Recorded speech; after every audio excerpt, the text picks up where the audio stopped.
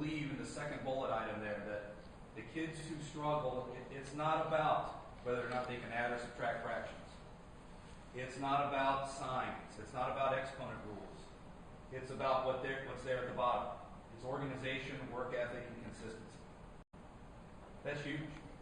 And being around the block several times, I realize that it's my job to model for them.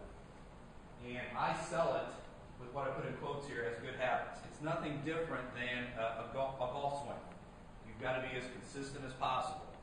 And that's what we try to foster with our kids. You would think with the advanced kids coming into our program that would already exist. And in many cases it does not.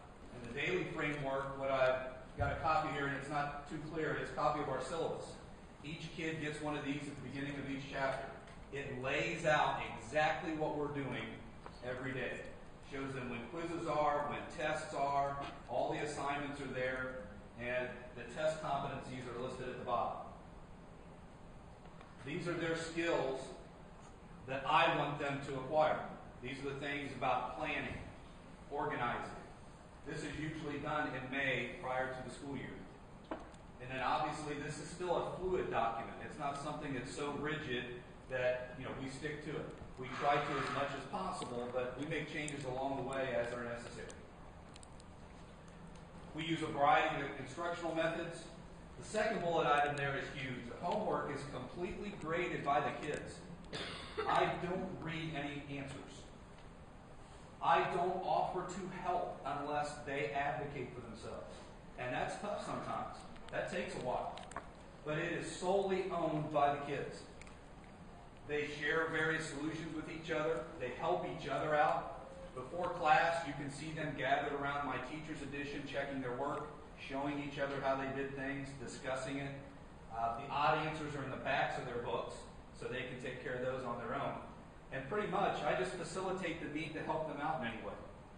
But it's hard to let go of that piece. I can remember starting my career and reading number 1, 6, number 2. It doesn't happen that way anymore. And kids learn eventually that they better check that homework, that they're accountable for what's going on. This also offers an opportunity for kids to work ahead a little bit and for others to lag behind if they feel they need some more time. Differentiation piece. Since they know the assignments, we have students who will work ahead. They don't need to see anything as far as the topic being presented at a smartboard. And typically, in the high school classes as well, I'll have kids who, when they work ahead, they come into class and check their answers, and then they help the other kids. And that's a nice piece, because we're always looking for a little bit of help that we can get in the classroom, and the kids who know what they're doing kind of help the other ones.